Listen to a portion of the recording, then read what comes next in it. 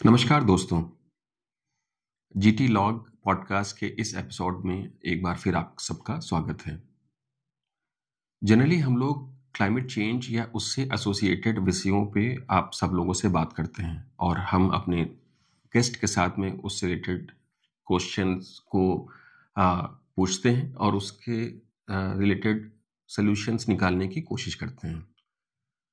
आज का जो हमारा टॉपिक है वो बिल्कुल इससे अलग तो नहीं है, बट कोशिश यही कर रहे हैं कि किस हिसाब से जो हमारे गेस्ट हैं वो इस सब्जेक्ट से एसोसिएटेड, जैसे रेजिलियंस या परसिस्टेंसी, परसिवरेंस, इस तरीके की जो टॉपिक हैं उसको किस हिसाब से हम इस सर से हम सीख सकें और किस हिसाब से हम इस तरीके के जो एसोसिएटेड एरियाज हैं उसमें हम सॉल्यूशंस कैसे फाइंड कर सकें।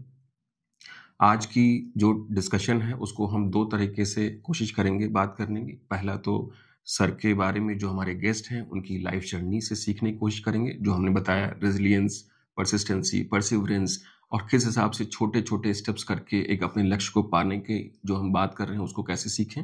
और दूसरा है कि इन छोटे जो तत्व हैं, जो हमारे जो जीवन के लिए बहुत इंपॉर्टेंट अप्रोच हैं, उसको हम किस हिसाब से अपनी ऑर्गेनाइजेशन या जो भी हमारी असाइनमेंट है उसमें हम किस हिसाब से उनको हम यूज़ करें और उन असाइनमेंट्स को एक मीनिंगफुल कंक्लूजन तक ले जाएं। यही हम आज सीखने की कोशिश करते हैं। हमारे साथ में हमारे बीच में आशीष यादव सर अवेलेबल हैं। और सर, आपका बहुत बहुत स्वागत है जीटी लॉग पॉडकास्ट में। सर इस समय additional controller of defence accounts या एडिशनल सीडीए के पोस्ट पे कार्यरत हैं। और उससे पहले मुझे लगता है कि जैसे सर हम आपको इनवाइट करेंगे कि किस हिसाब से आप अपनी जो जीवन की जो जर्नी है उसको आप हमारे दर्शकों के साथ शेयर करिए। बट सर एक बहुत ही छोटे शहर, नगरिया गांव है, जो कि शिकोहाबाद तहसील, जो कि फिरोजाबाद डिस्ट्रिक्ट या जिला के अंतर्गत आता है, उससे बिलोंग करते हैं।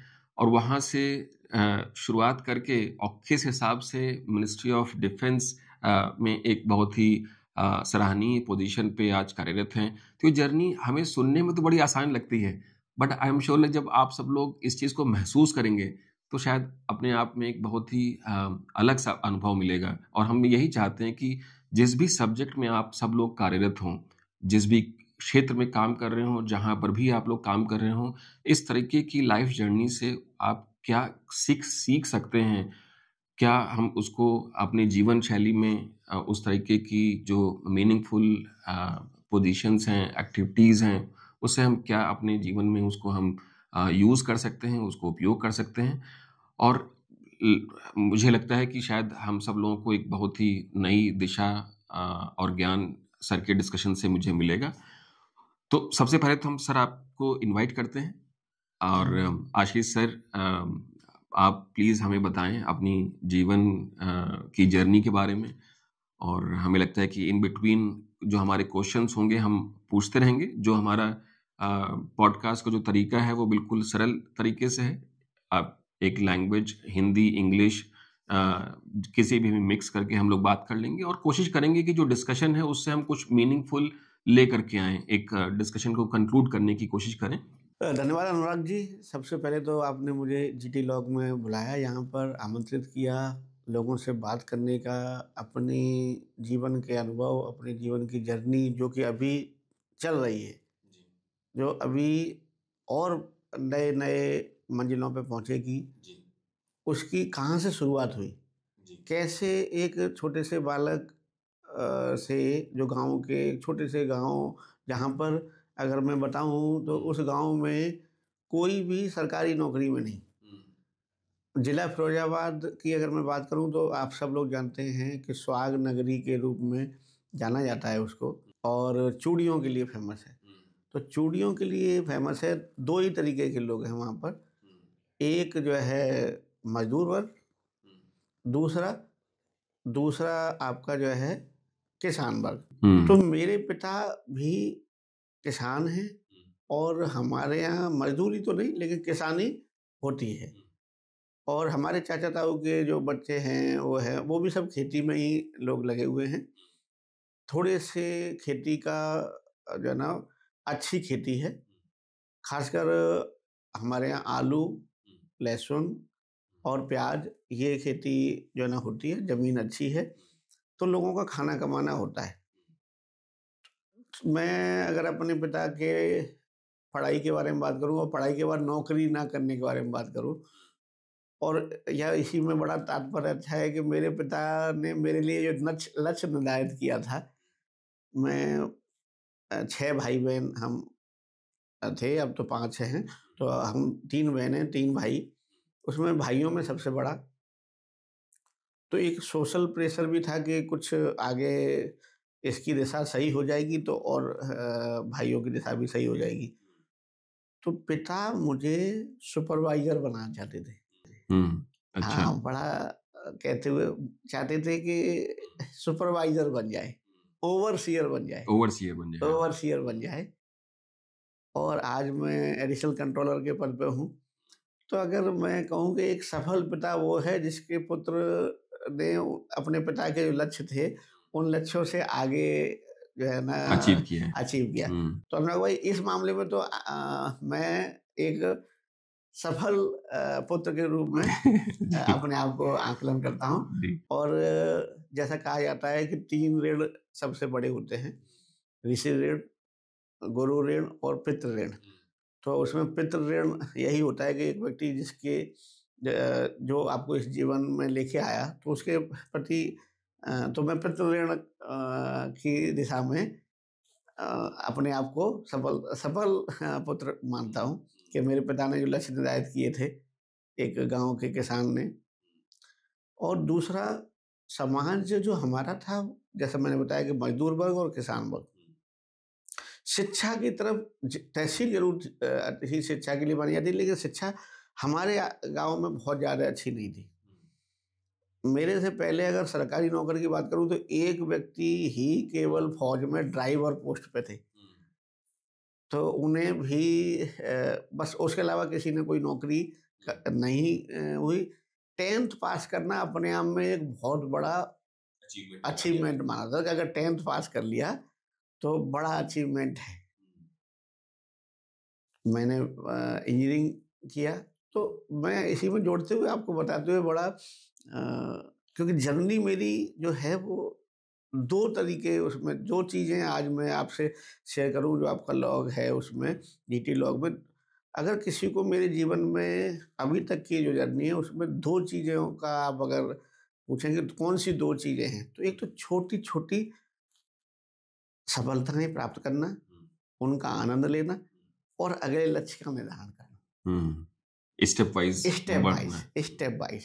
मेरी पूरे जीवन में step wise, step wise, step wise, हर चीज़ छोटे-छोटे टुकड़ों में। और शायद आज अगर मैं शुरुआत में तो जानकारी नहीं थी, लेकिन आज अगर मैं अपने आप को जोड़ता हूँ, अपनी चीज़ों को समझता हूँ, तो मैं गांधी जी के जो संघर्ष विराम संघर्ष और छोटे-छोटे आंदोलनों से भारत की स्वतंत्रता प्राप्ति तक, गांधी जी का जो पूरा अ, स्पेक्ट्रम है, जिस तरीके से गांधी जी ने भारत की स्वतंत्रता दिलवाई, तो मैं अपने आप को उससे सिमिलर पाता हूँ कि छोटा-छोटा लक्ष्य, एक लक्ष्य के बाद संघर्ष हो जाना, तो अपनी अपनी क्षमताओं के बारे में पूरी तरीके से जानना, अपने लोगों की क्षमताओं के बारे में जानना। यहाँ बताते हुए बड़ा मतलब रिलेवेंट है कि मेरे पिता ने, जैसे मैंने बताया कि सुपरवाइज़र या ओवरसीयर बनाने का लक्ष्य रखा था। मेरे पास भी जानकारी नहीं थी कि मैं भारत की सिविल सेवा में सेलेक्ट होऊँगा। मेरे पास कोई जानकारी नहीं थी, मेरे पास कोई लक्ष्य नहीं था, कोई आस-पास कोई इस तक यहाँ तक पहुँचने का शुरुआत में कोई डिसाइड नहीं था। कोई बताने वाला भी कोई नहीं बताने था। वाला भी नहीं था कि मैं यहाँ तक जा सकता हूँ। लेकिन अब इसी दिशा में अगर मैं आगे बढ़ूँ तो मैं क्लास में, गाँव में हमारे में पढ़ाई-लिखाई उतनी अच्छी नहीं थी, तो पिताजी ने मुझे नज़दीक की तहसील, जहाँ हमारे रिश्तेदार, हमारे ननिहाल पक्ष के लोगों का घर था, हमें और हमारी सिस्टर को, बड़ी बहन को वहाँ भेजा गया। उस जगह को गोदाम कहा जाता था क्योंकि वहाँ और भी रिश्तेदारों के बच्चे पढ़ने के लिए आ गए थे। तो हम सब लोग अपने वहीं रहते थे। स्कूल जो है गोदाम स्कूल में था। स्कूल गोदाम में था। अच्छा, स्कूल हाँ, गोदाम में। स्कूल मतलब रहने की व्यवस्था वहाँ थी। स्कूल पास में ही था, 3 से 4 किलोमीटर दूर था। तो वहाँ हम लोग मेरी बहन के साथ ही मैं रहता था, बड़ी बहन के साथ। तो सुबह सब मतलब वो लोग खाना बनाने में लगे हुए हैं और हम छोटे लोग हैं तो अपना और काम करने में लगे हुए हैं। तो हमारी सिस्टर खाना भी बना रही हैं या हमारी मामी उस समय आ गई थी, वो खाना बना रही हैं और सारे बच्चों के लिए सबसे छोटे वालों का नंबर पहले आ जाएगा, वो पहले अपना खाना खाएंगे, वो फिर स्कूल जाएंगे। बीच में दूसरा कोई आया, वो अपना टिफिन रख करके वो निकल गया। तो हमने वो सामूहिक रूप से लोगों का देखा। तो वहाँ रहते हुए एक तो दूसरा उस जो 15 से 16 जो बच्चे थे, उन बच्चों में सबसे होशियार और सबसे अच्छा जो पढ़ने लिखने में था वो आप ही थे। मैं था। और उसका रीज़न शायद ये था कि अंदर से एक था कि दूसरे के घर पे आकर के रह रहे हैं। वो मेरा घर नहीं है, मेरे मामा का घर है और मैं वहाँ पर आके रह रहा हूँ, तो मुझे अगर मैं अच्छा प्रदर्शन नहीं करूँगा, अच्छा अपने आप को नहीं दिखाऊँगा, तो यहाँ कितने दिन रह पाऊँगा? फ़ियर भी है और फ़ियर भी है। ग्रेटिफ़िकेशन भी है। हाँ, हाँ। और अपने आप को प्रूव करना भी है। हुँ, हुँ।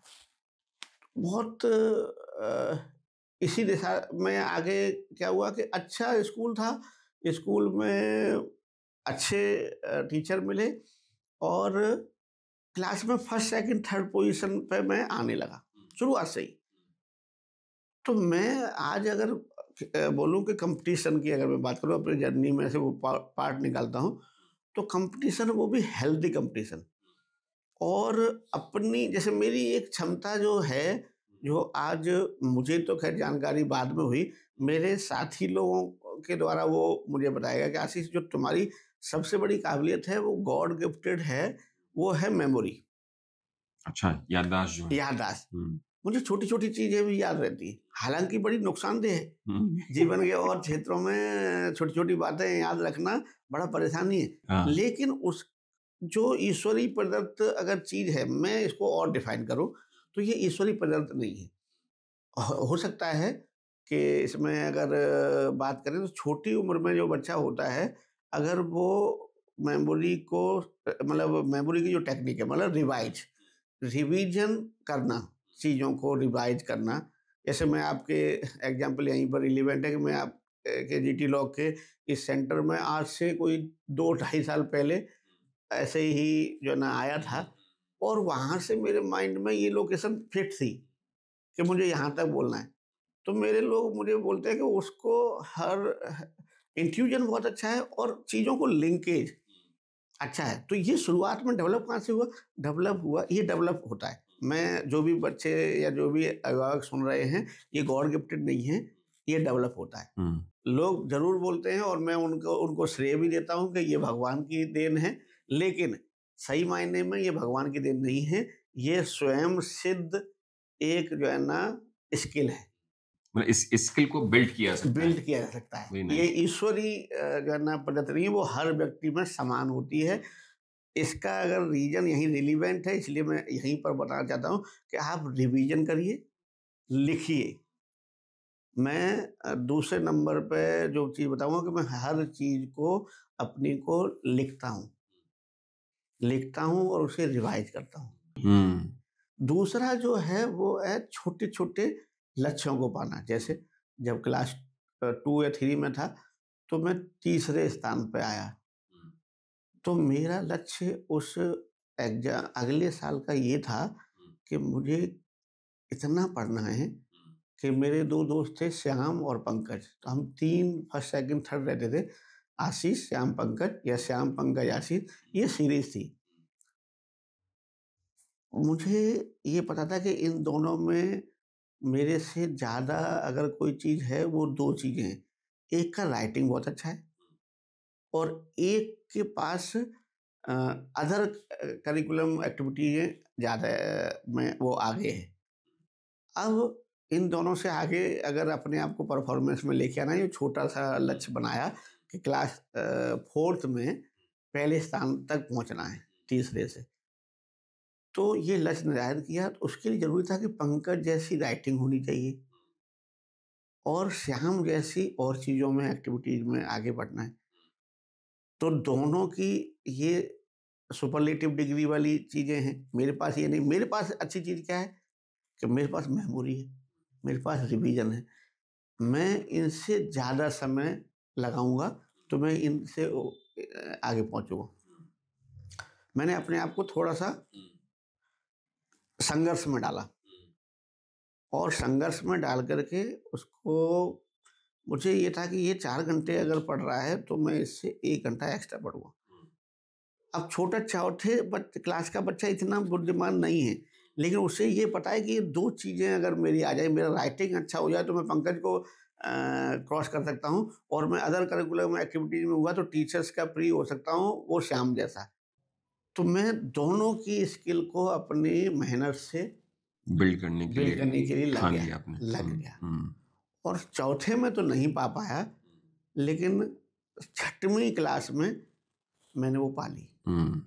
फिर 7th में फिर पंकज आगे था, क्योंकि अब वो उसने भी अपनी स्किल बिल्ड की, तो अपना कंप्यूटर वो उसे पता चला कि अगर आशीष यहाँ आया है तो अब उसकी काबिलियत को उसने लर्न किया। आज दोनों ही हालांकि अच्छे, पर आज जब हम दोबारा से तीनों मिलते हैं तो एक दूसरे को एडमायर करते हैं कि आशीष तेरी काबिलियत जितनी थी ना वो किसी में नहीं थी। ये बात दोनों ने बोला, मैं नहीं पंकज, तेरे में जितनी जो है ना हस्ती थी, वो तेरी जैसी राइटिंग आज तक नहीं हो पाई। बोले गुरु तुमने बाद में बहुत अच्छी राइटिंग कर ली। तो हम लोगों का इस तरीके से जो है ना कन्वर्सेशन आज भी मिलते हैं। हाँ, और एक दूसरे की पॉजिटिविटी जीवन में, आज हम 43-44 साल के हो गए हैं, जीवन में बहुत सारा संघर्ष झेला है, लेकिन वो जो शुरुआत थी, तो मैं ईश्वर का बड़ा धन्यवाद देना चाहूँगा कि मुझे बड़े अच्छे लोग मिले और उनकी जो काबिलियतें थी उसको मैंने अपने अंदर लेकर के आना शुरू किया और अपनी वाली को और मजबूत किया। तो अगर मैं कोई जो भी अगर आए तो अपनी स्ट्रेंथ को और मजबूत करना है और वीकनेसेस को दूसरे के द्वारा प्रूव्ड जो स्किल्स है उनको लेकर के आगे बढ़ना है। हाई स्कूल हो गया, हाई स्कूल में अच्छे मार्क्स आए तो किसी ने मेरा पॉलिटेक्निक का फॉर्म, कोई भर रहे थे तो मेरा पॉलिटेक्निक का फॉर्म भर दिया। डिप्लोमा 10th के बाद जो डिप्लोमा होता है गवर्नमेंट पॉलिटेक्निक का, उसमें फॉर्म भर दिया। अच्छा, नाम आशीष यादव है, क्षेत्र उत्तर प्रदेश का सेंट्रल और वेस्टर्न यूपी वाला आता है तो दूध दही का भाई बहुत सारा वो है। तो मेरे अच्छा नज़दीक में इटावा में गवर्नमेंट पॉलिटेक्निक इटावा में, आज मैं लिंक करता हूँ, उस समय नहीं पता था, आज मैं लिंक करता हूँ तो गवर्नमेंट पॉलिटेक्निक, शायद मुझे नाम भी नहीं पता कि मेरे फॉर्म में वो किसने भरा था कि गवर्नमेंट पॉलिटेक्निक इटावा और डेयरी इंजीनियरिंग फर्स्ट चॉइस। तो मैं अब अगर आज एनालिसिस करूँ तो मुझे लग रहा है शायद उसने मेरे टाइटल को देखते हुए और घर के नज़दीक जगह को देखते हुए उसने डेयरी इंजीनियरिंग को पहले नंबर पर डाल दिया। मेरा सिलेक्शन हो गया, रैंक बहुत अच्छी आई। मैं उस समय 13, मुझे याद है, मेमोरी का ही वो है और रिवीजन का वो है कि 1397 ये मेरी रैंक थी, ऑल इंडिया रैंक। और पहली चॉइस भरी हुई थी डेयरी इंजीनियरिंग। काउंसलिंग में गए, हमें पहली काउंसलिंग में डेयरी इंजीनियरिंग इटावा मिल गया। हमारे पिता डिसीजन लेना चाहते थे क्योंकि मेरे जो दूसरे साथी थे पंकज और श्याम और लोग, वो कोटा आईआईटी की तैयारी के लिए निकल रहे थे। मतलब आगे उन्होंने प्लान किया हुआ था कि वो 12th के बाद कोटा जाएंगे। ये मैं 11th में जब पढ़ा था तब की बात, तब 10th का रिजल्ट आ चुका था, 11th का आने वाला था, तब हमारा ये काउंसलिंग का टाइम आने वाला था। तो 97 की बात है, 96 में मैंने हाई स्कूल किया है, 97 में 11th का रिजल्ट आने वाला था और डिप्लोमा का रिजल्ट आ गया था और मैं सेलेक्ट हो गया था और मेरी काउंसलिंग के लिए कॉल थी। हमारे पिता पूछने के लिए, क्योंकि मेरा अपने पिता के प्रति ये था कि पापा मैं 12th करने के बाद जाऊंगा इंजीनियरिंग की तैयारी करने। तो पापा एक हमारे दूर के रिश्तेदार जो पढ़े लिखे थे, जो एक इंटर कॉलेज में लेक्चरर थे, उनके पास जस्ट पूछने के लिए वहाँ पर गए कि इसको क्या करना चाहिए। तो एक अच्छी चीज़ समझो या जो भी है, हमारे ताऊ जी जो जिनके पास हम गए थे, उनके 3 बच्चे थे और तीनों बच्चे 10th के बाद अच्छा नहीं कर पा रहे थे। तीनों व्यक्ति बुरी आदतों में बुरी ऐसा ताऊ जी ने कहा कि बुरी व्यसनों में लग गए हैं।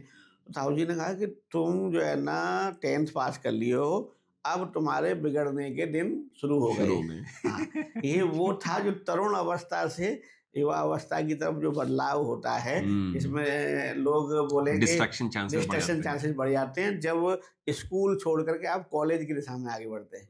तो ये ही उनको ये सामाजिक ज्ञान था कि ये वो वल्नरेबल पॉइंट है जहाँ से चीज़ें बदल सकती हैं। आज ज़रूर ये अच्छा है लेकिन आगे यहाँ से बदलाव हो सकता है। उन्होंने 2 मुझे आज भी याद आता है, उन्होंने 2 उनका बहुत मेरे लाइफ में योगदान है। मैं अब तो वो इस जो दुनिया में नहीं है, तो मैं उन्हें नमन करता हूँ कि उन्होंने मेरे इस रॉकेट को वो आग दी, वो स्टार्टिंग पॉइंट दिया, वो फ्यूल हाँ, फ्यूल दिया और फ्यूल में वो इग्नाइट पॉइंट मारा।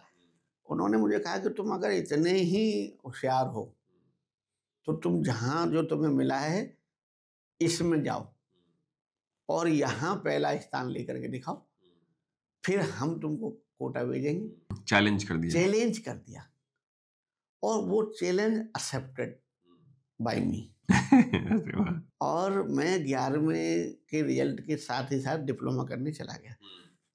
घर के नज़दीक था, 60 किलोमीटर अवे फ्रॉम शुक्रवार। तो पिताजी को भी ये था कि एक छोटा बच्चा है जो जस्ट 11th पास किया है, 97 में 82 रेट, 15-16 साल का, 15 साल और बहुत हल्का सा शरीर, बहुत छोटा सा जो है ना हाइट, क्लास में सबसे छोटा, सबसे हल्का। टीचर मेरे पिताजी जब एडमिशन कराने गए तो बोले कि सारे लोग जो और थे वो कह रहे, बोले थोड़ा बहुत और पढ़ने देते इसको, तब लेके आते। तो पिताजी ने कहा नहीं, डिप्लोमा कर लेगा तो सुपरवाइजर बन जाएगा, ओवरसियर बन जाएगा, ओवरसियर बन जाएगा। पिताजी अभी भी ओवरसियर वाला ही उनका वो तकिया कलाम था कि गाँव में कोई ओवरसियर नहीं है, ओवरसियर बन जाएगा। तो हमने इटावा में एडमिशन लिया। पहले साल में मैं यहाँ एक लाइन इसलिए और ये शेयर करना चाहता हूँ कि अगर आपके आसपास अच्छे लोग हों, उसकी ज़रूरी है कि आप अच्छे हों। तो आपको आपकी संगति कैसी है, आपके लोग कैसे हैं, वो आपकी सफलता का एक बहुत बड़ा कारक होता है। तो दोस्त बनाने में और हेल्दी कंपटीशन में आप थोड़ा-सा चुनाव करते समय सावधानी बरतें। जो भी लोग हैं, पूरी दुनिया में सारे लोगों के साथ आपकी फ्रेंडशिप नहीं हो सकती, लेकिन सारे लोगों से कंपटीशन भी नहीं हो सकती। सही बात है। तो दोनों चीज़ें हमेशा एक व्यक्ति को ध्यान रखनी हाँ, चाहिए। You can't make all people happy हाँ, ऑल द टाइम। हाँ, बिल्कुल। तो आपको अपने दोस्त भी लिमिटेड बनाने चाहिए और कंपटीटर भी अपने पास में रहना चाहिए। उसकी अच्छाई को अपने अंदर अगर जो भी है उसको समाहित करने की कोशिश करें। पहले साल में क्योंकि हमें चैलेंज मिला हुआ था, तो हमने क्लास में हमारी पहली पोज़ीशन आई। पहली पोज़ीशन आई, बहुत मेहनत के बाद आई, क्योंकि वहाँ बीएससी पास लोग भी थे। मैं तो 11 करके गया था और डिप्लोमा में बीएससी के बाद भी लोग आए हुए थे, तो कंपटीशन बहुत तगड़ी थी। लेकिन मैंने पा लिया। वहाँ एक लाइफ में चेंज आया कि हम 3 लोग फिर एक साथ रहने लगे। वहाँ 3 ब्रांच थी, तीनों ब्रांचों के फर्स्ट ईयर के टॉपर एक ही रूम में शिफ्ट हो गए। मेरे साथ 2 और जो लोग ब्रांच के लोग थे, वो उम्र में मुझसे बड़े थे।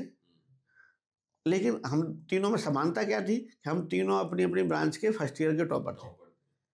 तो हम उसमें जुड़े। मैंने उन लोगों की जो अच्छाइयाँ थी, उनको अपने अंदर लेके आया। जैसे प्रदीप था, उसमें प्रदीप की एनालिसिस पावर बहुत अच्छी थी। विनोद की प्रेजेंटेशन स्किल बहुत अच्छी थी और मेरी मेमोरी स्किल सबसे अच्छी थी। तो मैंने अपनी स्किल को अपग्रेड किया, लेकिन इन दोनों की स्किल्स को भी अपने अंदर समाहित किया। तो अगर मैं वन लाइन में, जैसे मैं फिर दोबारा रिपीट करूँगा कि मेरी लाइफ में अगर कोई मतलब आगे बढ़ाने वाला पॉइंट है, तो वो यही है कि अपनी स्ट्रेंथ को और मजबूत करते जाना। जितना भी रोज़ प्लस करना है, माइनस नहीं होने देना है। और दूसरे की जो भी आप हैं, उसकी बुराई को नहीं लेना। उसकी अच्छाई को अपने अंदर सही कसौटी पे कस करके अगर उसको पा सकते हो तो उसको पाने की कोशिश करना। बहुत सुंदर। तो यही है कि सारे गुण नहीं हो सकते, एक व्यक्ति में सारे गुण नहीं हो सकते, लेकिन उसका क्वोशिएंट अलग-अलग होता है। तो मुझे उस क्वोशिएंट को थोड़ा-सा और बेहतर करना है और बड़े happily without any fear, without any this के नहीं ये पूरी की पूरी आ ही जाए। नहीं, तुम्हारी वाली जब दूसरे में नहीं जा सकती तो दूसरी वाली भी तुम्हारे पास नहीं आ सकती। तो एक्सेप्टेंस लेवल तक लेके जाना उसको। तो जो भी लोग हैं अगर वो अपनी अच्छाइयों को बचा के रखें और दूसरों की अच्छाइयाँ जो और हैं उनको थोड़ा-थोड़ा सा अपने पाले में रोज़ लाने का प्रयास करें। ये मतलब है, ये आपको वो मज़ा देगी, वो जो है ना आनंद देगी सफलता का। वो बहुत बहुत आपको आगे जाकर के और इससे एक और चीज़ है, ये जानना और ये मानना कि आप पूर्ण नहीं हैं, दूसरे में भी आपसे ज़्यादा काबिलियत है, वो किसी फील्ड में आपसे आगे है, ये अहंकार को भी खत्म करता है आपके को। ये आपके अंदर के जो मैं हूँ, मैं को खत्म करता है। अहम को अहम लिमिट को करता है। लिमिट करता है। बहुत बढ़िया। और व्यक्ति के आत्मविश्वासी होना और अहंकारी होना, आत्मविश्वास और अहंकार में मैंने कहीं पढ़ा है कि बहुत हल्की सी महीन रेखा होती है।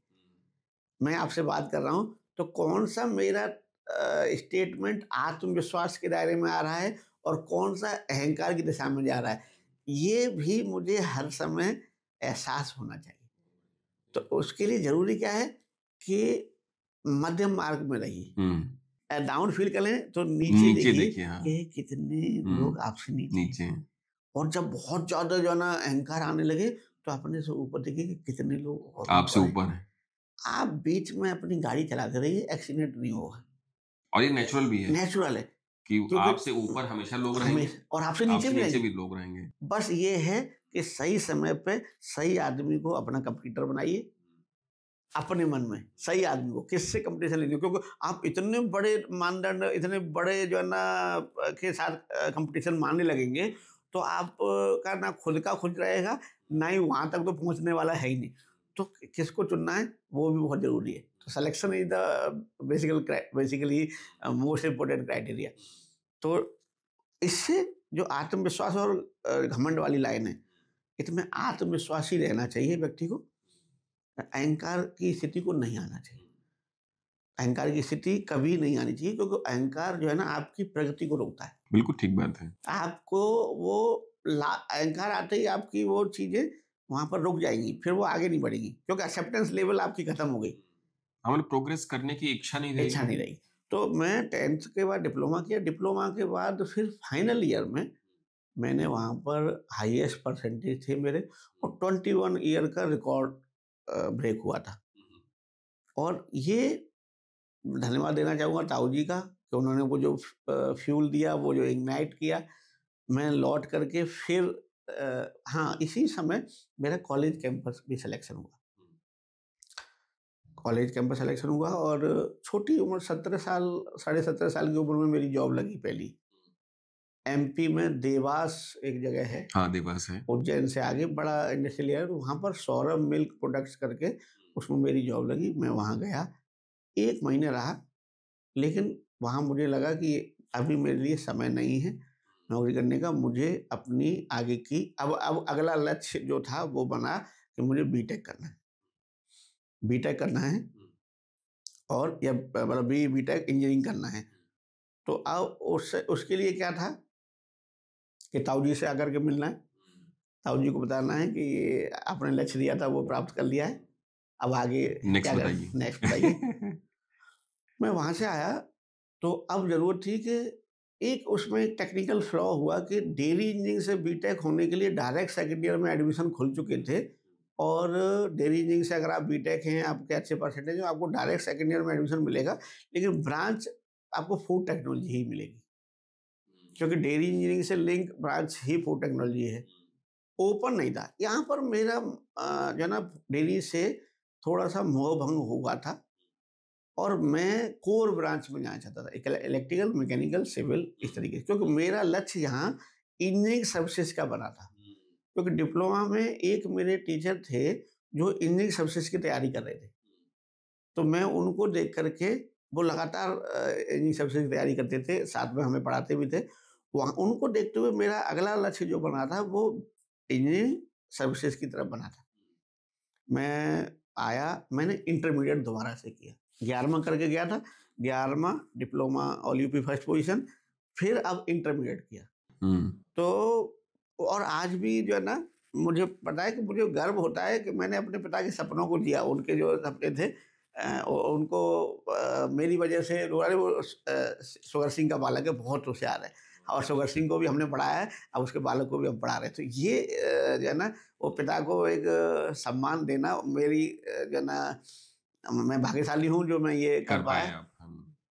तो पिताजी के द्वारा बताए गए मैंने इंटरमीडिएट किया। इंटरमीडिएट उस साल हाईएस्ट परसेंटेज मेरा ही पूरे जिले में, उसी कॉलेज ने टॉप किया। जिला फिरोजाबाद में हाईएस्ट परसेंटेज। अभी भी वो छोटा सा अखबार में निकला था, इतना छोटा कटिंग था, क्योंकि वो ज़्यादा स्कूल वाले भी वैसे ही, इतना ही छोटा किसी ने निकाला था कि किसान के बेटे का टाइटल था कोई, एक इंटर कॉलेज था, एक इंटर कॉलेज में किसान के बेटे ने जिला फिरोजाबाद में टॉप किया। और उसी के साथ साथ मेरा यूपी सीट में सिलेक्शन भी हो गया। तो अब मेरे को ब्रांच बदलनी थी, इसलिए मुझे फर्स्ट ईयर वाले काउंसलिंग में गया। मैं वहाँ काउंसलिंग के लिए गया, जिसमें इंजीनियरिंग की फर्स्ट ईयर के लिए जो normal UP seat exam start हुआ था, यूपी टेक्निकल एजुकेशन का जो है ना, उसमें मेरी रैंक 3000 के आसपास थी। गवर्नमेंट कॉलेज टॉप वाले एक दो छोड़ करके, उसके नीचे वाले मुझे मिलने के चांसेस थे 3-4, और ऊपर के जैसे HPTI 1-2 MNIT, ये वो निकल चुके थे, लेकिन उससे नीचे, क्योंकि मैं कोई बिना कोचिंग वगैरह कोई थी नहीं, केवल इंटर के साथ ही मेरा ये रैंक आया था। तो मैं वहाँ पर काउंसलिंग में गया, तो काउंसलिंग में कॉलेज के कुछ रिप्रेजेंटेटिव वहाँ थे, उन्होंने मेरा मार्क्स देखा, बोला आप तो डिप्लोमा में इतने सारे मार्क्स हैं। अच्छा, एक बड़ा अच्छा पॉइंट ये हो गया था कि यहाँ पर ये ब्रांच वाला रिस्ट्रिक्शन जो था ना, वो हट गया था उस समय। अच्छा, अगले साल कि अब आप, कोई जरूरी नहीं है कि आप डिप्लोमा डेयरी इंजीनियरिंग में किए हुए तो फूड टेक्नोलॉजी मिलेगा। डिप्लोमा किया तो किसी भी इंजीनियरिंग के स्ट्रीम में आप जा सकते हो। सेकंड ईयर में गए थे हम एडमिशन फर्स्ट ईयर में लेने के लिए, वहाँ हमें मिले लोगों ने, तो उन्होंने बोला आप तो इतना मार्क्स है, आप सेकंड ईयर में ले लीजिए हमारे यहाँ। हमने, पिताजी ने हमारे ने किसान जो थे, हमारी सिस्टर की शादी हो चुकी थी बड़ी की, वो मेरठ में रहने के लिए आ गई थी। जीजा जी PSC में थे। तो पिताजी ने कहा, छोटा पिताजी का अपना जो है ना, बच्चे को कोई ना कोई लोकल गार्जियन देखने वाला रहे, और फीस भी 1 साल की बच जा रही है, फ्री सीट पे ही था, गवर्नमेंट सीट वाली था, तो फीस भी जो है ना उनके लिए वही 4-5 हज़ार रुपये जो बच रहे हैं, वो भी बड़ी चीज़ है। 1 साल का पूरा खर्चा बच रहा है। बिल्कुल 1 साल का टाइम बच रहा है। तो हमें डायरेक्ट एडमिशन, ब्रांच मुझे इलेक्ट्रॉनिक्स कंप्यूटर साइंस मिल रही थी, लेकिन मेरे साथ जो एक दूसरा मेरा साथी गया था, हरेंद्र नाम है उसका, उसको नहीं मिल पा रही थी। पिताजी बड़े आदर्शवादी, या कहें कि वो दोनों ही बच्चों को, मेरे मतलब रिलेशन में ही थे, वो दोनों को एडमिशन कराने के लिए गए थे। हम दोनों ही डिप्लोमा के साथी थे, और दोनों का ही सिलेक्शन हुआ था, लेकिन उसकी रैंक मेरी रैंक से नीचे थी, मेरी रैंक ज़्यादा थी, तो उसको नहीं मिल पा रही थी कंप्यूटर साइंस और इलेक्ट्रॉनिक्स, मुझे मिल रही थी। तो उन्होंने वहाँ पर कहा कि नहीं, पढ़ेंगे तो दोनों एक ही में पढ़ेंगे, एक ही ब्रांच लेंगे, और हमको इलेक्ट्रिकल इंजीनियरिंग दिला दिया, क्योंकि हरेंद्र को भी इलेक्ट्रिकल इंजीनियरिंग मिला और हमको भी इलेक्ट्रिकल इंजीनियरिंग मिला। तो दोनों का बोला कि हमारा लगा इलेक्ट्रिकल या इलेक्ट्रॉनिक्स में कोई फर्क नहीं है, कर ले। उन्हें जानकारी नहीं थी। तो हम वहाँ पर पहुँचे, तो हमारा डायरेक्ट सेकंड ईयर में एडमिशन हुआ। गए हम फर्स्ट ईयर में एडमिशन के लिए थे, लेकिन किस्मत ने पलटा खाया और हमको डायरेक्ट सेकंड ईयर में एडमिशन मिला इलेक्ट्रिकल इंजीनियरिंग में। Electrical engineering UP technical university में पहला बैच हमने वहाँ पर काम किया। 3rd सेमेस्टर में गए, तो अब दोबारा से अपने वही जीवन, वही दोबारा से संघर्ष शुरू हो चुका था। संघर्ष का अब एक साथी और था, पर अच्छी चीज़ ये थी कि एक साथी और था, यानी कि हरेंद्र भी अब हमारे साथ था। हम और हरेंद्र 1+1 नहीं थे, हम 1+1 = 2 होता है, पर हम 1 और 1 11 थे। हम दोनों डिप्लोमा में भी एक ही साथ में थे और इधर भी एक साथ में थे। तो हम दोनों का चीज़ें बड़ी बटी हुई थी। और मैं फिर कहूँगा इस मंच से कि अच्छे दोस्त होना, अच्छा साथी होना और दोनों का हाथ पकड़ के चलना। दोनों एक दूसरे के साथ आँखों ही आँखों में बात हो जाती थी कि ये तुझे करना है, ये तुझे करना है। कोई डिमार्केशन नहीं था। और आज मैं यहाँ तक एडिशनल सीडीए तक पहुँचा हूँ, आगे भी और बढ़ूँगा, उसमें ऐसे लोगों का बहुत योगदान है। मैं सारा खुद नहीं किया हूँ, मेरे साथ बहुत से लोगों की जो है ना दुआएँ हैं, बहुत से लोगों का संघर्ष है, बहुत से लोगों का उसमें योगदान है, जिस वजह से मैं यहाँ तक पहुँचा हूँ। और मेरा इस मंच से हर उससे है कि हर एक व्यक्ति जो आपकी सफलता में सहायक होता है, उसका हिस्सा उसको मिलना चाहिए। आप कृतज्ञ बनेंगे किसी के प्रति, तभी आप जो है ना अपना वो जो घड़ा है, उस घड़े को आप खाली करके रहेंगे, तभी उसमें दूसरा आ पाएगा, क्योंकि हर एक की अपनी क्षमता लिमिटेड होती है। जब सब मैं ही करते रहोगे, तो वो भरा रहेगा। इसलिए दूसरों को देना सीखें। ग्रेटिफिकेशन। इसीलिए मैं बोलता हूँ कि एक व्यक्ति की सफलता में या एक अच्छे व्यक्ति में 3 चीज़ें बहुत ज़रूरी हैं। ईक्यू, जो ये ईक्यू है, इमोशनल इमोशनल क्वोशंट। कोशेंट, हाँ, कि दूसरों को भी देना है। हम्म। मैं इस मंच से उसको उसका हिस्सा देने की कोशिश कर रहा हूँ। उसका रीज़न यही है कि वो उसका श्रेय उसे मिलना चाहिए। दूसरे नंबर पे है आईक्यू और तीसरे नंबर पे है एसक्यू। एसक्यू। हाँ, सोशल कोशेंट कि सोशल आप क्वोशंट। कितने सोशल लोगों को, अगर एक व्यक्ति भी हम्म। मेरी इस जर्नी से, हम्म। एक व्यक्ति भी अगर मेरी इस जर्नी से उसके में वो इग्निशन उसे मिल पाया और वो जिस जगह से आया था उस जगह मैं रोल मॉडल बन पाया, तो मेरा ये जो है ये सफल मानूँगा मैं उसको। उसको इसलिए सफल मानूँगा कि उसके मेरी कहानी से उसको इंस्पिरेशन मिला। मेरी जीवन की तो शायद ईश्वरीय अनुकंपा थी कि आज मैं अनुराग भाई आपके साथ बैठ कर के उस पे बात कर रहा हूँ, और शायद ये किसी एक को भी अगर आगे बढ़ा। इसी में लिंक है कि अगर कभी पढ़ना हो तो मुक्तिबोध करके एक बड़े अच्छे मार्क्सवादी रचनाकार रहे हैं, और वो अपने जीवन काल में उतने पॉपुलर नहीं हुए थे। वो अपने जीवन के बाद जो उनकी किताबें हैं बड़ी पॉपुलर हुई। तो उनकी कविता है एक ब्रह्म राक्षस। तो मैं सोशली जब लोगों से बात करता हूँ, तो मैं बड़ा ह्यूमरस वे में बात करता हूँ कि मैं ब्रह्म राक्षस नहीं बनना चाहता। ये क्या मतलब है ब्रह्म राक्षस नहीं बनना चाहता, तो लोगों को समझाना पड़ता है। ब्रह्म राक्षस का मतलब है एक कहानी है, मतलब और मुक्तिबोध ने उस पर कविता लिखी है। वैसे वो उन्होंने जयशंकर प्रसाद को संबोधित करते हुए और उस तरीके से ऐसे बताते हैं, उस तरीके से लिखी थी, लेकिन मैं उसको अपने तरीके से मोल्ड करके अगर मैं बताऊँ, तो एक ब्राह्मण था जो बहुत ज्ञानी व्यक्ति था, और उसने अपना ज्ञान ना तो अपने परिवार में किसी को दे पाया, ना ही वो किसी अपने जो है ना शिष्य को दे पाया। तो उसका इसी दौरान निधन हो गया। तो ईश्वर ने उसे मुक्ति नहीं दी। उससे ये अभिशाप लगा कि तुम किसी एक को जाओ, तुम राक्षस योनि में जाओ, और जब तक तुम अपना ज्ञान किसी व्यक्ति को नहीं दोगे, किसी को अपना शिष्य को ज्ञान नहीं दोगे, तब तक तुम इसी राक्षस योनि में रहोगे। तो उसे ब्रह्म राक्षस कहा जाता है। तो मुक्तिबोध उस कविता में लिखते हैं कि वो एक कुएं में पड़ा हुआ है और वहाँ चिल्ला रहा है कि कोई आकर के मेरे से ज्ञान ले ले।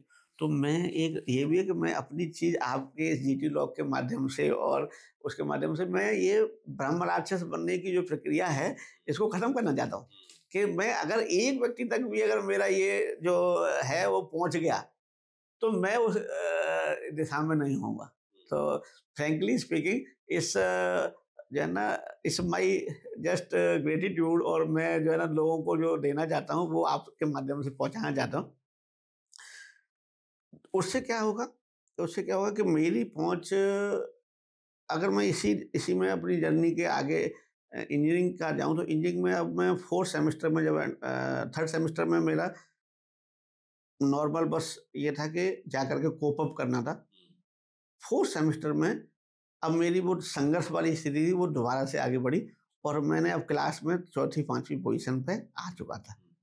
क्योंकि यहाँ फिर वही चीज़ थी कि प्रूव करना था कि मैं क्या हूँ, और सिक्योर करना था कि आगे स्थिति अपनी मजबूत रहे। 7th सेमेस्टर में मैं यूनिवर्सिटी के टॉप 10 लिस्ट में था। मेरा कॉलेज का नाम 7th सेमेस्टर में यूनिवर्सिटी के जो इलेक्ट्रिकल इंजीनियरिंग की टॉप 10 की लिस्ट थी, उसमें मेरा स्थान आया, टॉप 10 ऑल पूरी यूनिवर्सिटी में इलेक्ट्रिकल इंजीनियरिंग की जो ब्रांच थी।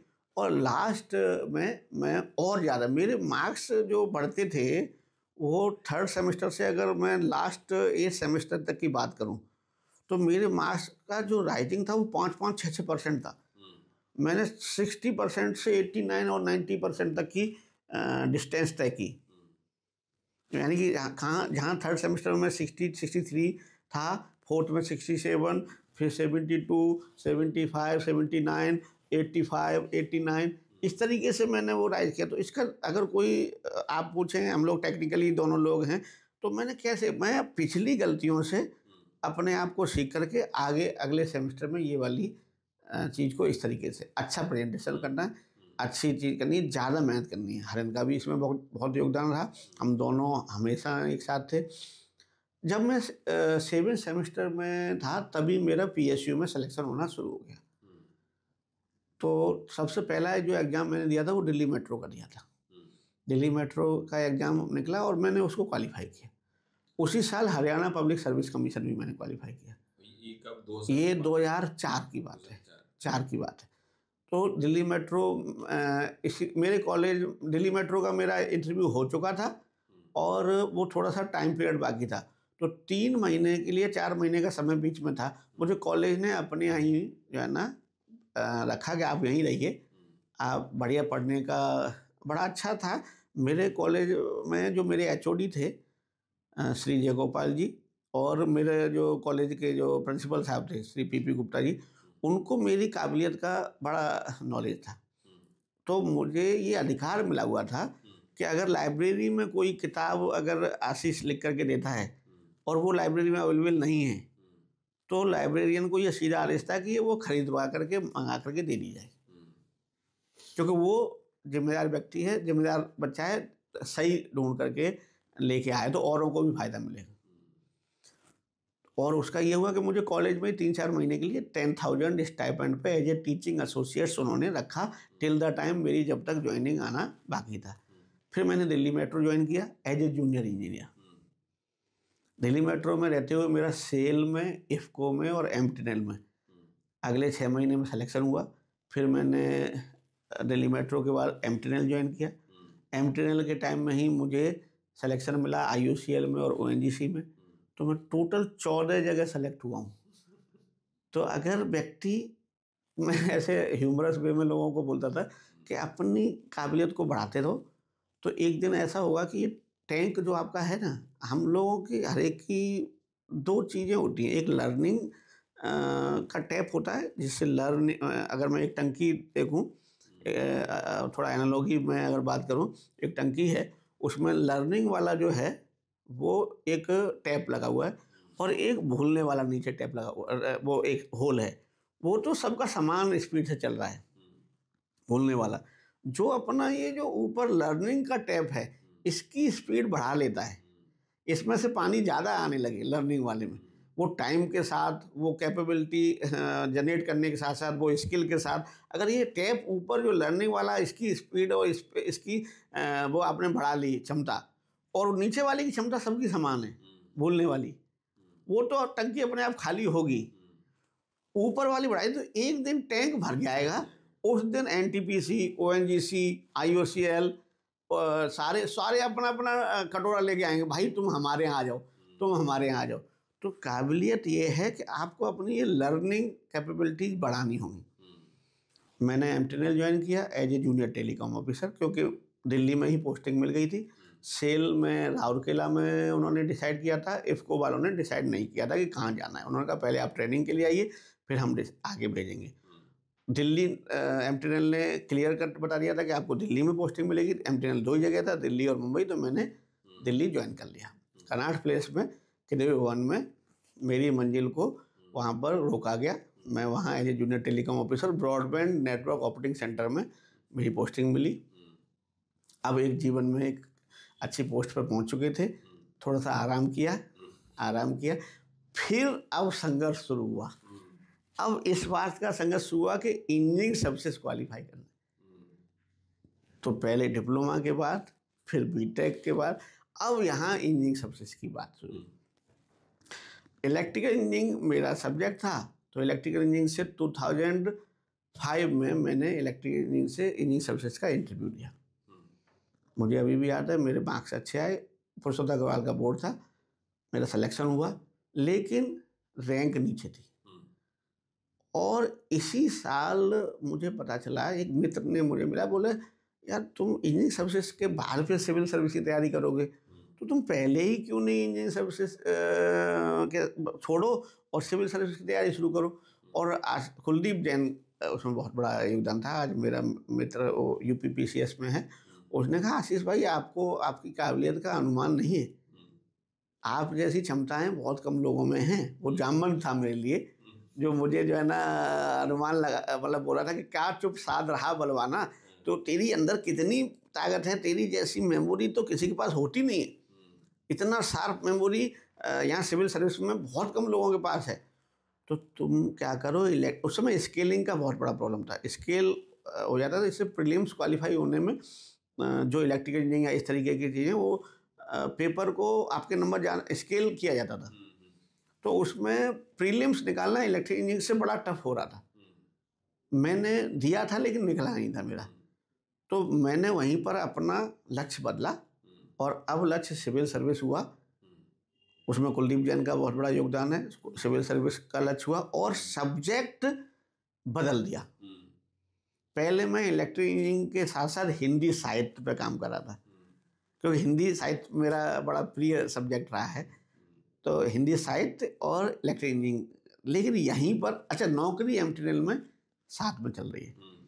मैं बहुत मेहनती मतलब डीटीओज में था और पूरी जिम्मेदारी से काम चलता था। मेरे बॉसेस का बहुत मुझ पर सपोर्ट था, क्योंकि वो जानते थे कि अगर आशीष सीट पे है तो प्रॉब्लम नहीं आएगी, वो सब संभाल लेगा। इतना ट्रस्ट था जीएम साहब से लेकर के डीजीएम का कि आशीष है सीट पे तो प्रॉब्लम नहीं आएगी, अपने काम से वो पूरा जिम्मेदारी से संभाल लेगा। तो तीसरी बात जो मैं बोलना चाहता हूँ कि व्यक्ति में अपने सीनियर्स को उसके प्रति ये भाव जरूर होना चाहिए कि उन्हें लगे कि अगर वो है तो वो अपने दायित्व के साथ पूरा निर्वाह करेगा। अकाउंटेबिलिटी और परसिस्टेंसी किस बात की, कि लगातार मेहनत कर रहे हैं, लगातार मेहनत कर रहे हैं। एक और अच्छी चीज़ बताऊँगा, मैंने किसी को यहाँ बताया नहीं कि मैं सिविल की तैयारी कर रहा हूँ अपनी जॉब में, क्योंकि नहीं तो लोग सकारात्मक कम नकारात्मक विचार ज़्यादा रखते हैं। लेकिन यही बड़ा बहुत रिलेवेंट है कि हमारे साथ 30-35 लोग थे और मैं यहाँ कहता रहूँगा उसमें से 25 लोग सिविल की तैयारी कर रहे थे, लेकिन बिना बताए कुछ बताए। और उन 25 में से मैं किसी के प्रति भी असम्मान का भाव नहीं रखता, लेकिन 20% सरकार के प्रति नेगेटिव धारणा रखते थे। और एक नेटवर्क ऑपरेटिंग सेंटर था और बाहर एक सोफे पड़े हुए थे। आपका जो पॉइंट है कि दृढ़ संकल्प, मैं उसका एक एग्जाम्पल आपको बस शेयर करना चाहूँगा और बहुत रिलीवेंट है कि मैं 8 साल एमटीएनएल में एक ही जगह काम किया हूँ, ब्रॉडबैंड नेटवर्क ऑपरेटिंग सेंटर, जहाँ पर पूरे सारे सर्वर्स का पूरा नॉक था। वहाँ काम करने में परमानेंट इवनिंग शिफ्ट रहता था मेरा, क्योंकि इवनिंग में सबसे ज़्यादा काम आता था। सरकारी सिस्टम में आपको मालूम ही है कि सुबह लोग अपना काम स्टार्ट करते हैं, लंच के बाद काम शुरू करते हैं, तो सबसे ज़्यादा इफेक्टिव पर्सन इवनिंग में रहना चाहिए था। तो वो आशीष यादव इवनिंग में बैठा हुआ है नॉक में, वो संभाल लेगा, कहीं भी प्रॉब्लम आएगी, क्योंकि लोग अपना 5 बजे काम दूसरे के फेंक करके अगले दिन की तैयारी करने के लिए जाते थे। उस समय एक आदमी ऐसा होना चाहिए जो उसको सही से टैकल कर सके। तो वो मेरे बॉस का इतना ट्रस्ट था कि बोला इवनिंग आशीष देखेगा, और उससे मुझे बहुत फ़ायदा मिला। तो इसलिए मैं ये यहाँ कहना चाहूँगा कि अगर आप अपने कर्तव्य के प्रति निष्ठावान रहते हैं, अगर आप अपने कर्तव्य को सही से पालन करते हैं, तो कहीं ना कहीं से गौर हो सकता है, या ईश्वर या प्रकृति जो भी है, किसी न किसी के बहाने आपको मिलेगा जरूर। बहुत सुंदर। लेकिन लगातार करना है आपको, बिना हर चीज़ का रिजल्ट तुरंत मिल जाए जरूरी नहीं है। मैंने 8 साल पर लगातार हर चीज़ का रिजल्ट तुरंत मिल जाए बहुत ज़रूरी नहीं है, हर चीज़ का रिजल्ट सीधा सीधा मिल जाए वो ज़रूरी नहीं है। सीधा क्रेडिट डेबिट इस दुनिया में कहीं पे भी नहीं होता। इनके द्वारा लिया गया मेरे पास आया, इन्होंने कुछ दिया, मेरे द्वारा दिया गया कहीं और गया, कहीं और से वो घूम करके मेरे पास आएगा। मैं इस सिद्धांत को मानने वाला हूँ। तो जो भी करो वो बिना सोचे बिना समझे ये मान के चलो कि ये अच्छाई जो जाएगी वो कहीं ना कहीं से होकर के लौट के आएगी। हो सकता है आज ना आए, कल ना आए, परसों परसों आएगी। मेरा मन ये कहता है कि इससे तो ज़्यादा कठिन समय मैं बीत चुका हूँ, इससे तो ज़्यादा कठिन समय मैंने निकाल लिया है, ये तो और अच्छा समय आने वाला है, मैं तो और बेहतर करूँगा, ये इससे ज़्यादा बड़ी परेशानियाँ तो मैं पीछे झेल चुका हूँ। सही बात है। तो हंसी के साथ आप भी जो ना बड़े रहेंगे, लोग बोलते हैं कि तेरी हंसी खत्म नहीं होती है। तो मैं कहता हूँ कि मैं इससे ऊर्जावान महसूस करता हूँ। एक मेरा ऐसा ही मित्र था, वो इस दिन उसने शिकायत की कि आशीष तुम यार बहुत खुश रहते हो। तो मैंने कहा भाई ऐसे तो कोई पॉइंट नहीं है, तुम एक अच्छे मित्र हो और मैं भारत का एक नागरिक हूँ, तो एक काम करो, तुम जो है ना हाई कोर्ट चले जाओ और तुम वहाँ पर रिट दायर करो और वहाँ से ऑर्डर लेके आओ, आशीष को हंसना नहीं है। अगर तुम ऑर्डर ले आए तो मैं हंसना बंद कर दूंगा। इस पे वो और हंसा। इस पे जैसे आप बोले ये, तो मैंने कहा उसके अलावा मैं अपनी ये अपनी जो ये कुर्सी है इसको मैं ख़त्म नहीं करूँगा, और उससे बड़ा जीवन को रो के क्या रहना यार, मतलब लिव लाइक बस छोटी छोटी खुशियाँ उसमें आनंदित महसूस करो।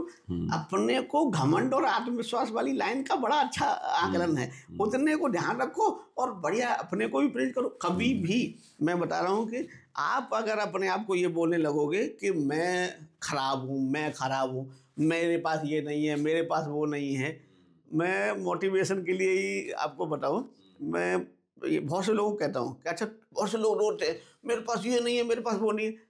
भाई तेरे पास नहीं है, कभी सोचा कि भारत के सबसे उपजाऊ क्षेत्र में तुम पैदा हुए, गंगा यमुना के क्षेत्र में, ठीक है, यहाँ पर पैदा हुए, इंसान बन के पैदा हुए, परम्यूटेशन कम्बिनेशन का ही तो खेलता है अनुराग भाई। हाँ, अदरवाइज जो है ना आप एक सेकंड के 100वें हिस्से में कहीं पर चेंज होता और आप यहाँ लखनऊ में ना पैदा होने के बजाय इरिट्रिया, सोमालिया, इथोपिया, इस ऐसी हाँ साउथ सूडान इस जगह पे पैदा होते, भाई साहब जो है ना पायरेट्स बने घूम रहे होते, या कहीं तो जो है ना युद्ध में हो सकता है पैदा होने से पहले ही मर गए होते। तो पहले तो ईश्वर का धन्यवाद दो कि तुम यहाँ पर पैदा हुए, फिर ऐसे माँ बाप के यहाँ पैदा हुए, फिर ऐसे समाज में पैदा हुए। तुमको भाई साहब किस बात की कमी है? पहले कंपैरिजन उनसे कर रहे हो, मतलब पहले जो है उसका आनंद लो और आगे की बढ़ने की कोशिश करो। तो मैं दुखी नहीं होता भाई, मैं अपने आप को जितना है उससे मैं मस्त तरीके से रहना, आगे बढ़ना उसका। तो ये बहुत ज़रूरी है, क्योंकि सेकंड देखो पूरे विश्व में 7 अरब 7.5 अरब जनसंख्या है, तो ज़रूरी था कि आशीष यादव यहीं पैदा होना था? ये आत्मा किसी दूसरी जगह पे भी तो पैदा हो सकती थी।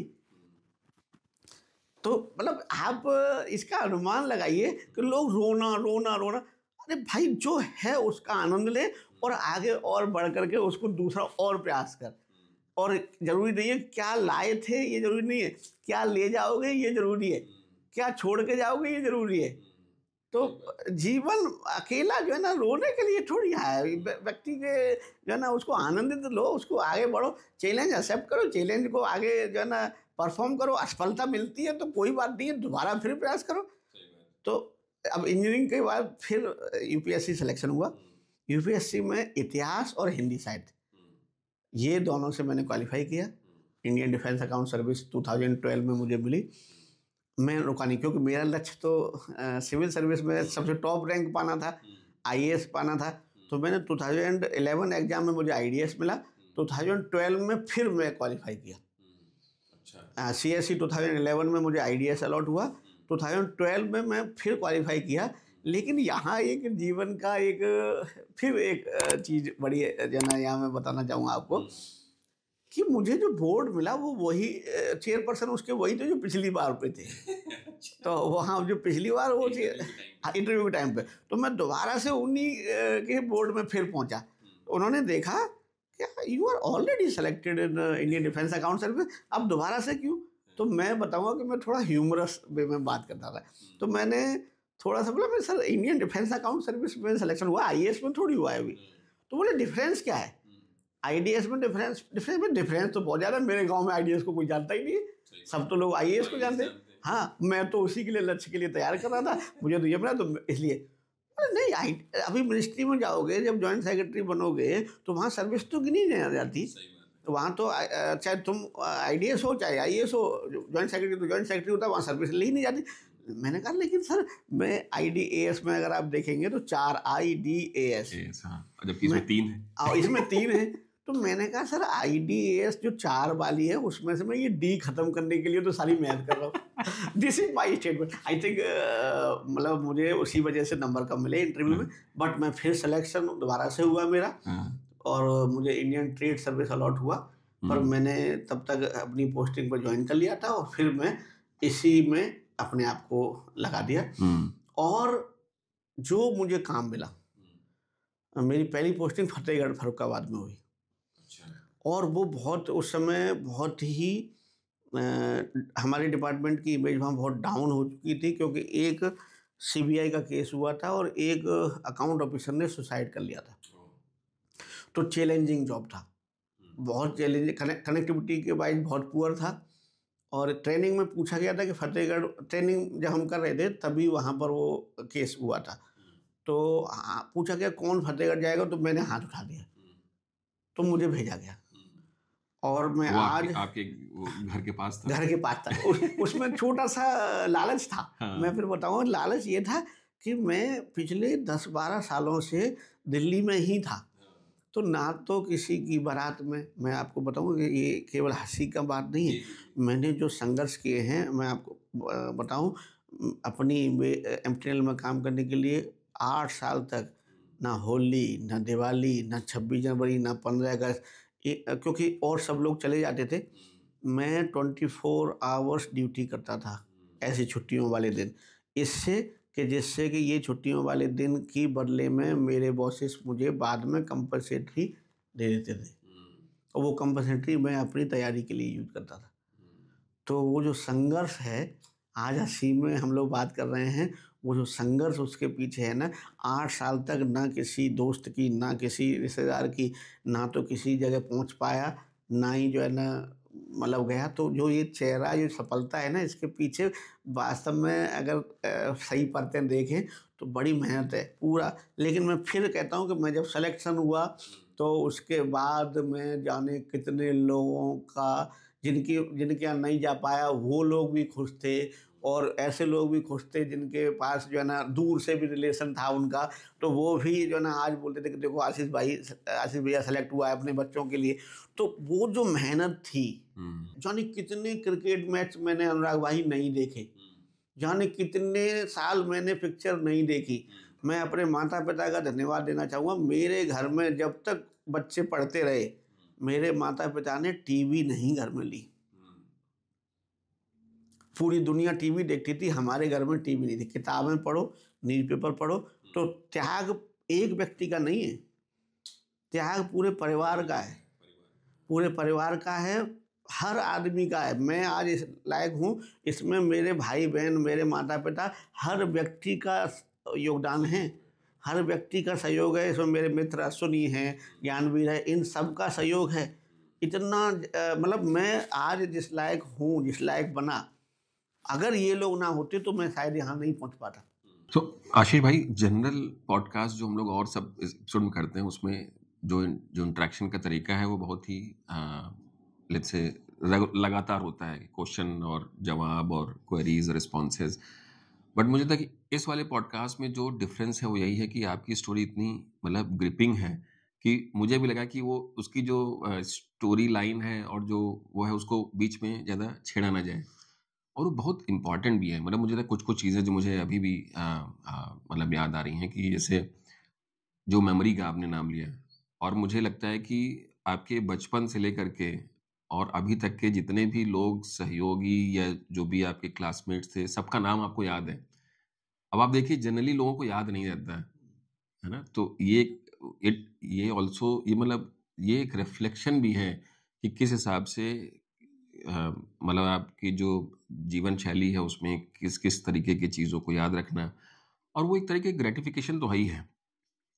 बट ओवरऑल लाइफ जर्नी में अगर देखा जाए तो जो मतलब आपने जो अभी तक किया है, सर्टनली एक नीचे लेवल से, नगरिया गांव से लेकर के और शहर के इतने बड़े मिनिस्ट्री के इस ओहदे पे पहुंचना एक आसान काम नहीं है।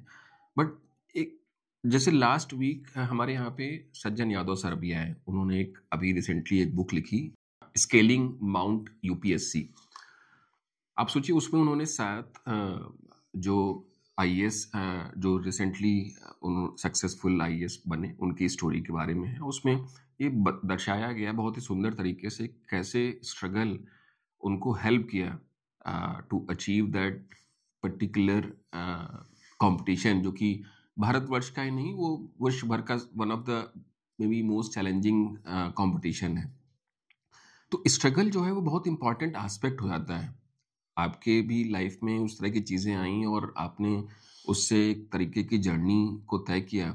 तो जनरली जैसे हम अगर कॉन्टेक्चुअली इस चीज़ को बात करें कि कितना इम्पॉर्टेंट है, लेट अस से आज के टाइम में जब हम लोग कॉर्पोरेट वर्ल्ड की बात कर रहे हैं या हम एक पर्टिकुलर सब्जेक्ट की बात कर रहे हैं, आप एक सब्जेक्ट देख रहे हैं मिनिस्ट्री ऑफ डिफेंस में, लेकिन अगर मैं अपने उसमें बात करूं, हम एक ऑर्गेनाइजेशन रन कर रहे हैं, तो इस तरह का स्ट्रगल जनरली कोशिश यही करती है। आप देखिए एडमिनिस्ट्रेशन से लेकर के सब सीईओ से लेकर के सबका यही रोल रहता है कि जो जो स्ट्रगल है वो कम किया जाए। But how much important this struggle is to make people realise that this is the goal for you, this is the next step for you. लोगों में ये चैलेंजेस कैसे डेवलप किए जाएं या ये जो स्किल है वो कैसे डेवलप की जाए।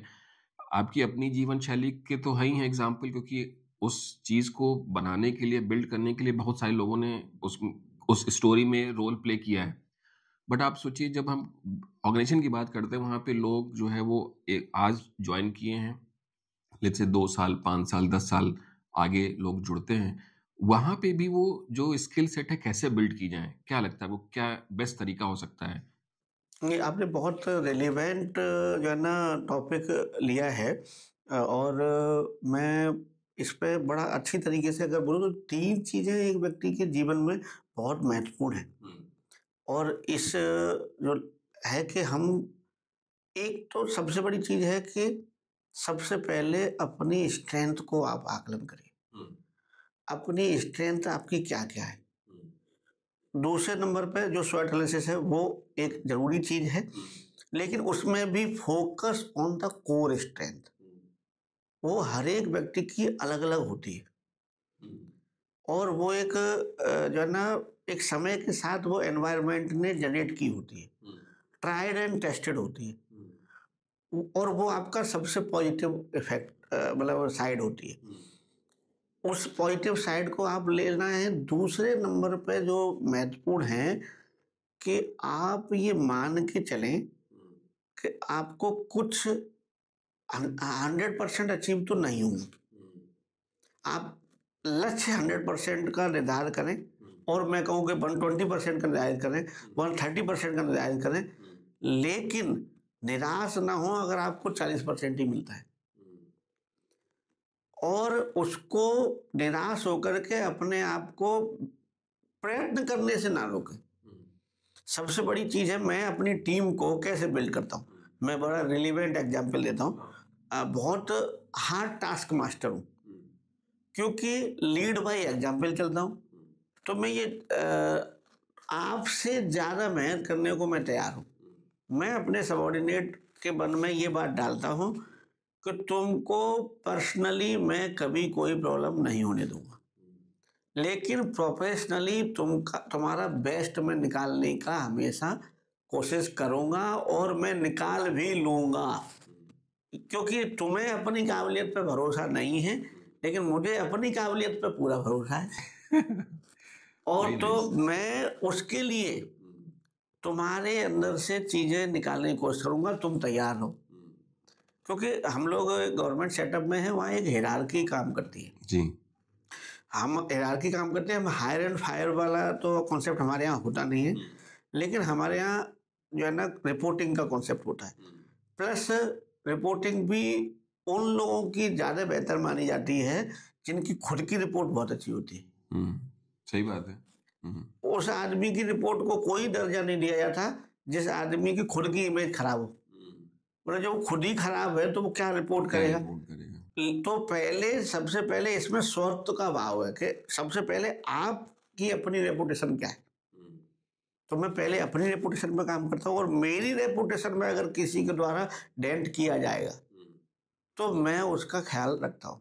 मैं यहाँ एक और बहुत रिलेवेंट चीज़ बताता हूँ जो किसी के पास नहीं है। शायद आपको कुछ नया मिलेगा उसमें। मेरे पास एक डायरी है। मैं वो एक डायरी रखता हूँ जिसका नाम मैंने लाल डायरी रखा हुआ है। हाँ, अच्छा। बहुत ही रिलेवेंट है, और उसके 2 एस्पेक्ट मैं बताऊँगा आपको। इससे मेरी मेमोरी वाला जो पॉइंट था, पहले भाग में जो हमने बात की थी, वो भी इससे जुड़ी हुई है कि मेरे साथ जो दिन में होता है, किसने अच्छा किया, किसने बुरा किया, ग्रेटिफिकेशन किसको देना है, ग्रेटिट्यूड किसके प्रति रखना है, और किससे सावधान रहना है। ये मैं बहुत ध्यान से चीज़ों को रखता हूँ, और मैं चाहे आधा घंटा लगाऊँ, चाहे 15 मिनट लगाऊँ, लेकिन उस दिन विशेष की चीज़ों को, अगर किसी ने मुझे नुकसान पहुँचाया है, अगर किसी ने, मैं थोड़ा बदले का भाव मतलब आप समझ सकते हैं, लेकिन लॉन्ग टर्म में मैं आपको बताऊँगा कि बदले का भाव नहीं है, वो एक मैनेजमेंट स्किल है। लोग बोलते हैं कि लाल डायरी मैंने नाम उसका रखा हुआ है तो बोले बदले का भाव है। नहीं, वो एक मैनेजमेंट स्किल है। मैं यहाँ शेयर करना चाहूँगा कि मैनेजमेंट स्किल कैसे है, जो मैंने अपनी लाइफ के लिए डेवलप की है। कोई दूसरा ले, वो उसकी जो है ना वो चॉइस है। अगर कोई मुझे ब्लफ दिया, एक तो सबसे पहले मैं लक्ष्य किसी को देता हूँ तो उसका अपनी डायरी में नोट कर लेता हूँ कि आज मैंने इनको फलाने XYZ को ये बात हुई हमारी, इसने कहा कि मैं अगले 2 दिन में ये काम आपको करके दे दूँगा। तो मैं उसके नाम के साथ उसको नोट कर लेता हूँ कि आज इतनी तारीख को इन्होंने बोला कि 10 तारीख को ये मुझे ये करके दे देंगे। डेट एंड टाइम लिख लिया उसके सामने, वो जो नॉर्मल डायरी में लिखता हूँ। 2-3 तरीके की डायरी है मेरी, तो नॉर्मल डायरी में लिख देता हूँ इसने मुझे ये टारगेट अपना देख के, और मैं उसके अकॉर्डिंग ही लिखता हूँ जो वो बोलता है, अपना उसमें नहीं डालता। अगर मुझे उसने बोला 10 तारीख बोला है तो 10 तारीख को मैं समय और पूछूंगा कि 10 तारीख कितने बजे दे दोगे भाई, कि सर 2 बजे तक आ जाएगा। ठीक है, मैंने लिख लिया। उसके बाद 10 तारीख को 2 बजे मैं उससे पूछ लूंगा अगर वो नहीं आया तो, और अगर नहीं आया तो मैं उसमें लिख लूंगा कि इन्होंने इस समय का कहा था और ये चीज़ इन्होंने नहीं थी। तो मेरे सबॉर्डिनेट, अभी मैं 1200 लोगों की ऑफिस को हेड कर रहा हूँ। हाँ, उसमें बहुत से लोगों को ये पता है कि साहब नोट कर लेता है, और सही समय पे उसको उसका एक्सप्लेनेशन भी पहुंच जाता है। दंड देना मेरा उद्देश्य नहीं है, लेकिन एविडेंसेस कलेक्ट करना मेरा बहुत पैशनेट जो है ना जॉब है। मैं एविडेंस अपने पास इकट्ठे करके रखता हूँ। कल को मैं अगर आपकी एफआईआर में लिखूंगा तो मैं इन एविडेंसेस के साथ लिखूंगा। तो लोग इसलिए मेरे साथ ब्लफ देने से डरते हैं और सही चीज मुझे बताने आते हैं, तैयारी के साथ आते हैं। और ये बात मैं पब्लिसाइज भी करता हूँ कि भाई मेरे पास आओ तो तैयारी के साथ आओ, अपना टाइम भले तुम्हारा महत्वपूर्ण ना हो लेकिन मेरा महत्वपूर्ण है, ये सोच के आओ। तो ये मैनेजमेंट स्किल है। दूसरा, एक उस लाल डायरी का एक कॉन्सेप्ट और है कि उसमें 12 साल तक ही मैं नाम रखता हूँ। आज 2025 चल रही है, तो 2025 में से आप 12 साल निकाल लीजिए, उससे पहले का डाटा उसमें नहीं होगा। अच्छा। हाँ, वो 12 साल पुराना पेज फट जाता है। 1 जनवरी को पिछले जितने जो है ना होते हैं वो सारे खत्म हो जाते हैं।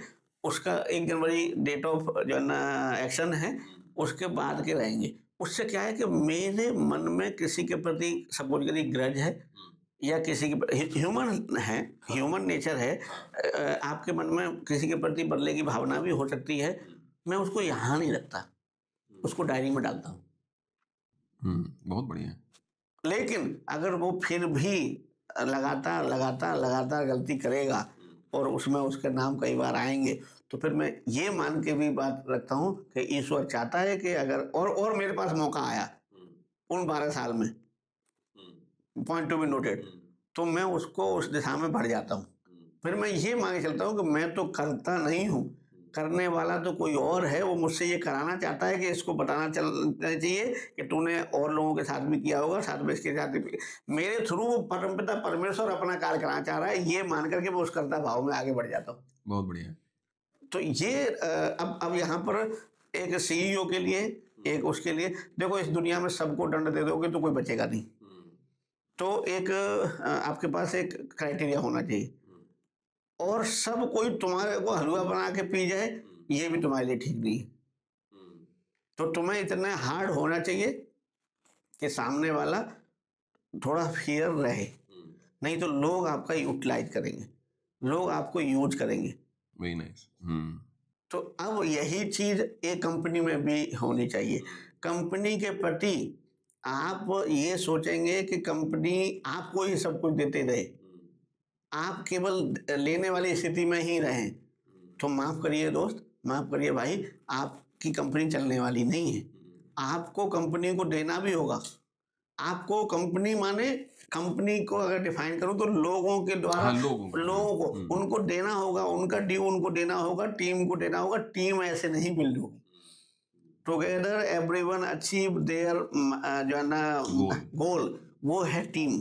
बिल्कुल। तो आपको जब तक देव भाव नहीं होगा, जब तक देने की जो है ना वो नहीं होगी, तो टीम नहीं बिल्ड हो पाएगी और आगे बढ़ना पड़ेगा। मैं यही बात करूं, चाहे वो सीईओ की, मेरी लाइफ में एक तो डर होना चाहिए, क्योंकि भय में होए ना प्रीति। तो प्यार तभी पैदा होता है जब भय होता है। दूसरे नंबर पे आपके अंदर कल्याण भाव होना चाहिए, और स्वायत्त भाव, मतलब अपने के से पहले दूसरे, अपने से पहले दूसरे। मैं अपनी आगरा ऑफिस का एक आपको एग्जांपल दूं। आगरा में मुझे इंडिपेंडेंट ऑफिस मिला, और ऑफिस अच्छा था, मैं ये नहीं बोलूँगा मैंने ही सब जाके कर दिया, लेकिन छोटी छोटी चीज़ों में बदलाव किया।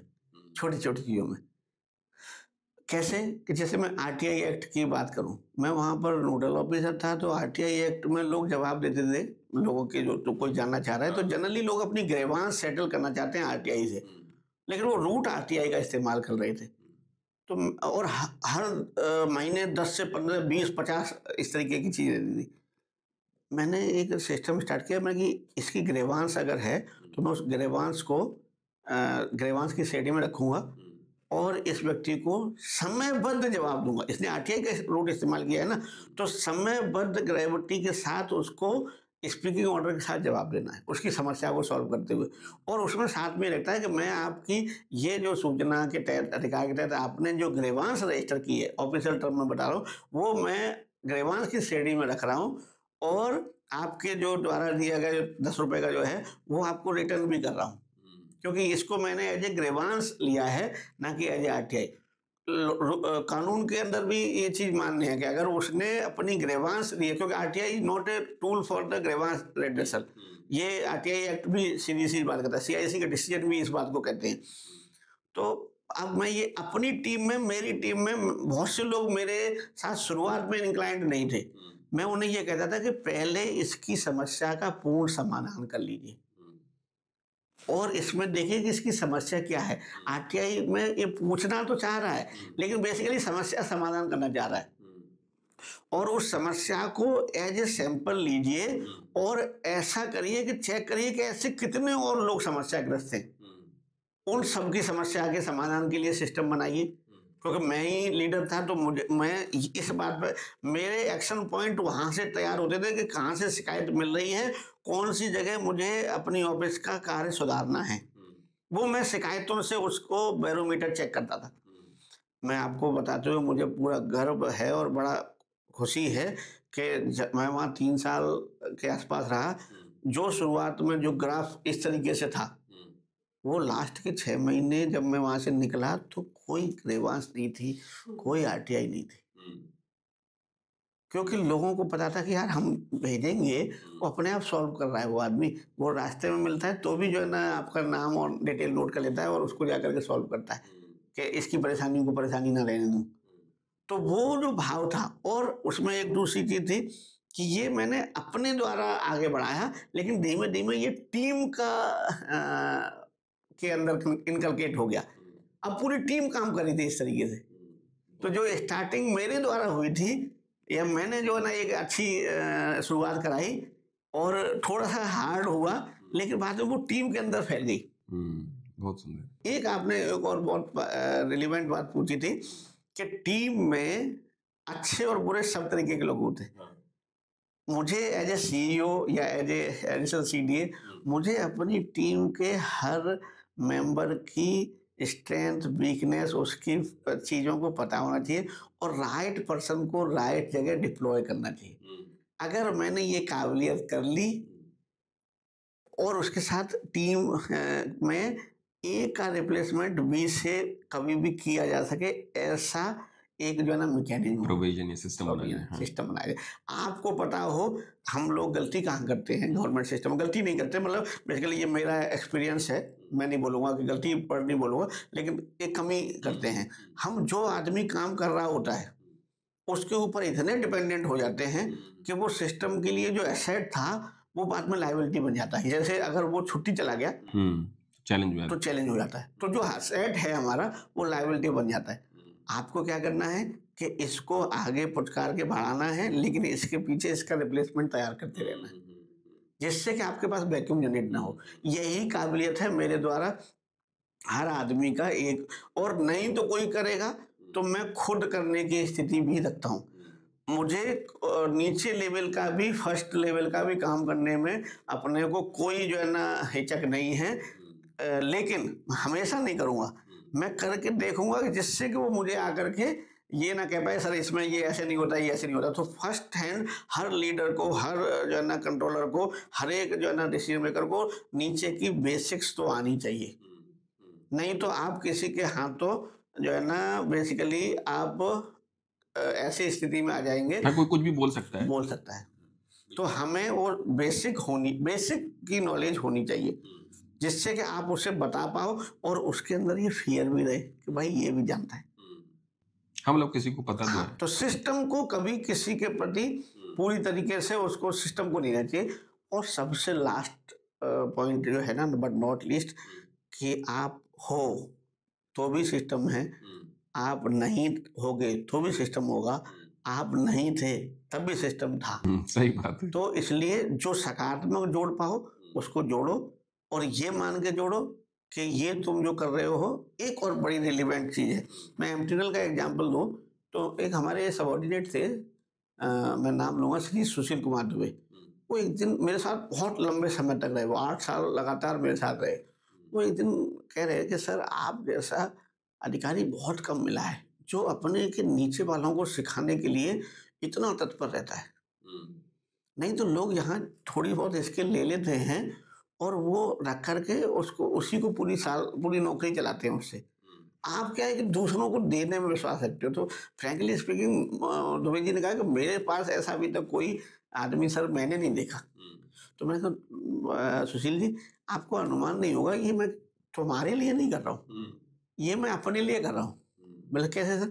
मैंने कहा मैं घर पे आराम से अपने किसी काम को कर रहा हूँ और मैं आपको वो चीज़ सिखाया नहीं, तो मेरे को घर से आकर करनी पड़ेगी ना वो। तो मैं आपको सिखा के जा रहा हूँ, आपको सारी चीज़ सिखा रहा हूँ, उससे 2 काम हो रहे हैं। एक तो सेकंड लाइन जनरेट हो रही है, दूसरी जो मेरा लर्निंग का घड़ा है, ये अगर मैं सारी चीज़ें इकट्ठी रख लिया तो ये भर जाएगा। तो मैं बांट रहा हूँ तो इसको खाली कर रहा हूँ, इससे इसमें और चीज़ें आ सके। ये भी बहुत बड़ी स्किल है। इस स्किल को आदमी को अपनाना चाहिए कि जितना ज़्यादा आप दूसरों को दोगे, डेलीगेट करोगे, लेकिन ऐसा डेलीगेट के पहले आपको सुपरवाइज आपकी निगाहों में होना चाहिए कि ये मेरे आंखों के सामने बिल्ड करके फिर डेलीगेट। ठीक बात। ऐसे नहीं, क्योंकि ये फिर तुम्हारा परफॉर्मेंस पे भी अफेक्ट करेगा और तुम्हारी काबिलियत को भी क्वेश्चन करेगा कि तुमने नहीं दे पाए। तो ऐसे बहुत से लीडर, ऐसे बहुत से जो भी लोग हैं वो अच्छे नहीं माने जाते जिन्होंने अपना सेकंड लेवल जनरेट नहीं किया। सब चीज़, सब काम, सारी चीज़ें एक आदमी के द्वारा हमेशा नहीं हो सकती हैं, इसलिए आपको 2-3 पे काम करना पड़ेगा। तो ये काबिलियत आपको अपने हर ऑर्गेनाइजेशन में जनरेट करनी होती है। इसके लिए आप को उसकी स्ट्रेंथ के हिसाब से उसको काम दो शुरुआत में। और लीड बाय एग्जाम्पल रहो, क्योंकि मुझे बड़ा काम करने में, मैं आपको बताऊँ, मैंने बीटेक, डिप्लोमा के बाद बीटेक किया, उसके आगे की मैं एक चीज़ और बताता हूँ। बीच में मुझे डिपार्टमेंट ने कई जगह इन्वेस्टिगेशन और रिपोर्ट्स और ऑडिट, मैं ऑडिट वाला आदमी तो बहुत सारी जगह भेजा। मुझे लगा कि यार लीगल अगर मैं एस्पेक्ट और अगर मेरे पास होते तो मैं ज़्यादा और बेहतर कर सकता था। मेरे बॉसेस और सब लोगों का मुझे सहयोग मिला। मैंने जो है ना फिर कानून की पढ़ाई की। अच्छा, अरे वाह! इंजीनियरिंग के बाद कानून की पढ़ाई की। हाँ। और कानून में भी शाखात्मक कानून। अभी मैं बहुत सारे सोशल लोगों की, जैसे कोई आस-पास किसी आदमी को कोई परेशानी हो जाए, तो मैं उससे बोलता हूँ, तुम भाई अपनी एफआईआर कॉपी मुझे दो। एफआईआर तुमने क्या लिखी? और फिर उसको मैं अपनी जो कानूनी जानकारियाँ हैं, उससे उसको रिलेवेंसी के साथ उसको चेक करता हूँ। और अगर वो सलाह लेना चाहे तो फ्री ऑफ द कॉस्ट, बिना किसी उसके, मैं उसको बताता हूँ कि भैया इसको ऐसे नहीं, ऐसे करना। अब यहाँ अगर मैं समराइज करूँ अनुराग भाई, तो 3 चीज़ें। सबसे पहले तो डेलीगेट विद जो है ना फुल जो है कैपेसिटी बिल्डिंग। दूसरे नंबर पे देने के बाद अपने आप को और सीखने के लिए तैयार करना। क्योंकि जब तक आप अपने सबॉर्डिनेट से, अपने उससे बेसिक आपके पास नहीं होगा, तो आप डिफीट खा सकते हैं, आपको भड़काया जा सकता है, या पीछे चल के आप पे ये हो सकता है कि पता था नहीं हम, है ना, और उसमें मतलब कर्ता का भाव आ सकता है। तो इसलिए आपको थोड़ी सी ज्यादा मेहनत करनी पड़ेगी। साइफन का जो लॉ है, ऊपर रहना है तो थोड़ा सा ज्यादा काम करना पड़ेगा। सही बात है। तो आप ये सोचो कि ऊपर रह सकते हो, ऊपर भी बने रहो, और जो ना उस जो आपसे बाद में है उससे कम करके बने रहो, तो ज्यादा दिन तक नहीं रह सकते। सही बात है। अच्छा, इसमें एक मॉनिटरिंग का भी कंपोनेंट है मालिक, की जैसे किसी की स्ट्रेंथ है कि नहीं है, इसको जज करना, कोई ऐसा एग्जाम्पल है? हाँ, बिल्कुल एग्जाम्पल है। जज करने का काम, देखिए मैं बड़े सारे लीडर तो नहीं बना पाया, लेकिन बड़े सारे ऐसे फॉलोअर हैं मेरे पास जो मेरे से बहुत सारी चीजें सीखी और उन्होंने अपने आगे इनकलकेट की। मैं आपको एक एग्जाम्पल बताता हूँ, जैसे एमटीएनएल के का एग्जाम्पल लेता हूँ। मेरे पास एक सबऑर्डिनेट नया आया, लेकिन उसको मैं टेक्निकली उसको आगे टेक्निकल वाले सिस्टम में डालना चाहता था। मैंने उसके साथ काम करना शुरू किया। बाद में पता चला कि नहीं, उसकी कॉम्पिटेंसी लेवल उस लायक नहीं है। तो मैंने अगले 3 महीने में प्लान ड्रॉप किया। प्लान ड्रॉप करके और उसको दूसरी दिशा में मैंने उसे आगे बढ़ाया। यहाँ मैं एक रिलेवेंट आपको एक कहानी सुनाना चाहूँगा। एक कहानी है बंदर और लंगूर की। बंदर और लंगूर। बंदर और लंगूर। आपको बेसिकली बड़ा जानकर के आश्चर्य होगा कि बंदर और लंगूर में बहुत डिफरेंस है। और जहाँ-जहाँ बंदर जिस ऑफिसों में पाए जाते हैं, बहुत नुकसान करते हैं, वहाँ लंगूर वाले को टेंडर दिया जाता है कि इनको भगाने का। कभी सोचा है आपने कि बंदर और लंगूर में क्या डिफरेंस है? अच्छा। बंदर की एक 10 मीटर लंबा एक गली है, गैप है। बंदर यहाँ से बिना सोचे समझे कूद जाएगा, और हो सकता है क्षमतावान हो तो वहां पहुंच जाएगा, नहीं तो बीच में टपक जाएगा, नीचे गिरेगा, नीचे जाकर जो कुछ मिलेगा उस पे लटक जाएगा, तार पे, यार पे, जो भी है। लंगूर कभी गिरते हुए नहीं देखोगे आप। लंगूर कभी नीचे गिरते हुए नहीं देखोगे। आप कोई एग्जाम्पल लंगूर का लेके आइए कि लंगूर यहाँ से यहाँ तक कूदा और बीच में गिरा, तार पे जाके लटका। कभी लंगूर आपको नीचे गिरा हुआ नहीं मिलेगा। लंगूर क्या करता है कि अगर उसे 10 मीटर ये कूदना है तो वो आकलन करता है अपनी शक्ति का, और उस शक्ति में से एक हिस्सा बचा के रखता है, और इतना अच्छा डिसीजन मेकर होता है कि यहाँ से जब वो कूद रहा है और 6 मीटर पे अब उसे ये लगा कि वो 10 मीटर तक नहीं पहुंच पाएगा, वो 6 मीटर तक अपनी संचित शक्तियों से तुरंत बैक होकर के आता है। अच्छा। हाँ, रिटर्न फैक्टर जो है वो लंगूर में होता है। तुरंत वो क्षमता, अपनी क्षमता को लेकर के आकलन करके कि नहीं पहुंच पा रहा है, वहीं से तो मैं जो ये कैपेसिटी बिल्डिंग और जो प्रश्न था, मुझे मालूम है कि इससे मैं यहाँ नहीं पहुंच पाऊंगा, मैं तुरंत उस पर कट करता हूँ, उसके लिए दूसरी दिशा में काम शुरू करता हूँ और यहाँ से टर्न करके प्लान बी पे काम शुरू करता हूँ, क्योंकि मैं इस पे नीचे नहीं गिरना चाहता। बंदर नहीं बनना है, लंगूर बनना है। आईक्यू इतनी आपके अंदर होनी चाहिए कि किस आदमी को क्या कैपेसिटी बिल्डिंग, क्या डेलीगेशन देना चाहते हो, क्या उसके अंदर क्षमता है, तो आप लंगूर बनो, आप लंगूर बनो और उस समय पीछे रिटर्न होने की और जिससे आपका सिस्टम अफेक्ट ना हो, ऐसी व्यवस्था आपको तैयार करके रखनी पड़ेगी। ये रिलेवेंट कहानी मैंने इसलिए बताई कि टीम बिल्डिंग में या किसी को या अपने डेलीगेशन को करने के लिए सबसे ज़्यादा ज़रूरत है कि हमें कैसे ध्यान रखना है कि हमारा काम अफेक्ट ना हो। अगर जैसे अभी मैं middle level, top level management के जस्ट नीचे काम कर रहा हूँ, तो मुझे मालूम चाहिए कि अगर मेरा एक आदमी अगर फेल होता है तो वो उसकी असफलता मेरी सफलता को प्रोवाइड करेगी। तो मेरे पास इसके बदले में या तो मैं खुद करूँगा या मैं दूसरे से करवाने के लिए उतना तैयार रखूँगा। तो ये राइट डिप्लॉयमेंट और राइट टाइम पे डिसीजन मेकिंग और रिवर्ट होना विदाउट एनी जो है ना हिचकिचाहट, सेकंड के 100वें हिस्से में भी अब नहीं सोचना है कि इस पर काम करना है। एक बार डिसीजन ले लिया तो revert back to the square one, square one पे फिर आओ और फिर शुरू करो। तो ये स्किल भी बहुत ज़रूरी है एक जो है ना किसी भी ऑर्गेनाइजेशन में और किसी भी थिंक करने वाले एक बंदे के पास ये स्किल बहुत ज़रूरी है। तो अगर जो मैं बात कर रहा था कि एक तो लिखना, एक जो है ना मेमोराइज करना, रिपीट करना, अपनी चीज़ों को एक जगह डालना जिससे कि आपकी कूलनेस अफेक्ट ना हो, क्योंकि कूल माइंड में ही डिसीजन अच्छे होते हैं। और जैसे वो किसी प्री कंसीव नोशन से डिसीजन को बाइस ना होने देना, उसके लिए एक अलग से व्यवस्था करना, जो मैनेजमेंट डायरी बना करके और उससे फियर फैक्टर जनरेट करना। सबसे लास्ट में है, अगर टीम बिल्डिंग में आपको सही आदमी को तैयार कर रहे हो और इसी दौरान आपका पास फेलियर आता है या आपको लगता है, तो उसी समय कट करके खड़क सीधे पीछे लंगूर बन के लौट जाना, ये बहुत बड़ी चीज़ है। बहुत बढ़िया, वेरी नाइस। अच्छा, बस एक maybe I think second last question है कि जैसे EQ IQ आपने बताया, SQ बताया है ना, सोशल क्वेश्चन बताया है, मतलब how to build that question, क्योंकि मुझे लगता है सोशल क्वेश्चन जो है वो लोगों को थोड़ा सा कम्युनिटी ड्रिवन अप्रोच को फॉलो करने के लिए प्रेरित करता है।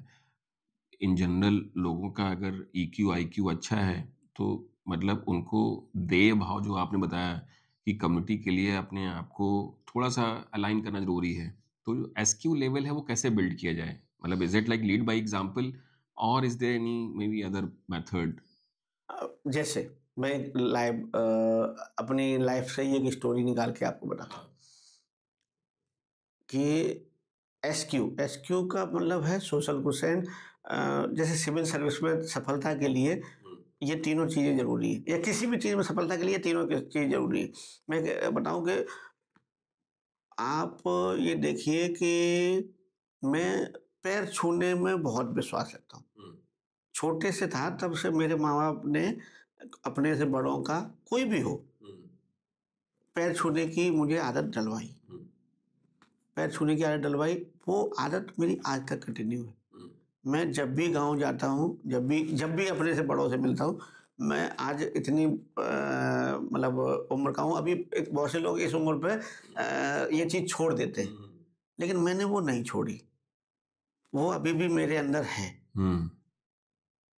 तो मैं एक दिन गाँव में गया तो मेरी कहीं से मुझे कान में सुनाई पड़ा कि भैया जैसे बनोगे ना, उसके लिए ज़रूरी है कि सबके नम्र होकर के करना, मतलब करना। कोई एक जो मेरे छोटे भाई या भतीजे की बहू थी, वो अपने बच्चे को बता रही थी कि देखो चाचा या भैया जैसे बनना है तो उसके लिए ज़रूरी है कि ये जब भी मिलते हैं, जब भी जो उठते हैं, ये पहले पैरों को छूते हैं।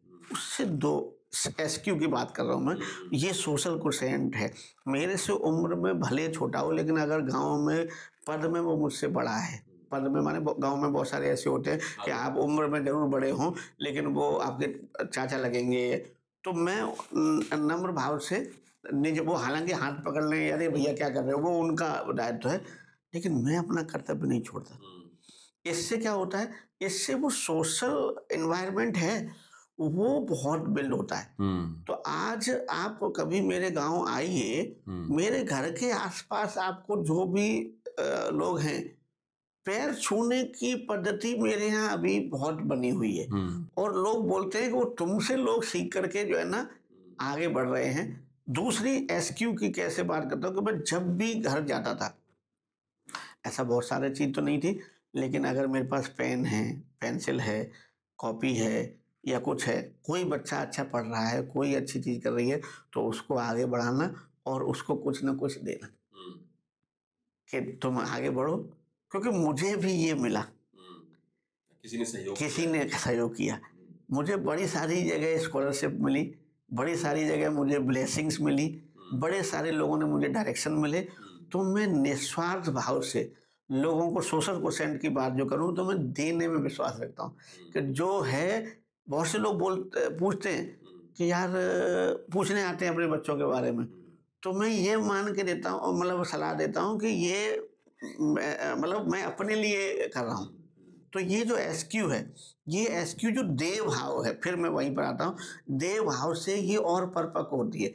और अगर इस दुनिया में, इस समाज में, अनुराग भाई, अगर ये देने वाला सिस्टम अगर बंद हो जाए, सारे लोग लेने वाले हो जाएं, तो बैलेंस बिगड़ जाएगा। हाँ, तो ये बैलेंस बिगड़ जाएगा। इसलिए चीजें, मुझे किसी ने बताया था कि तुमको क्या करना है, तो मैं भी किसी को ये बताऊं कि उसको क्या करना है।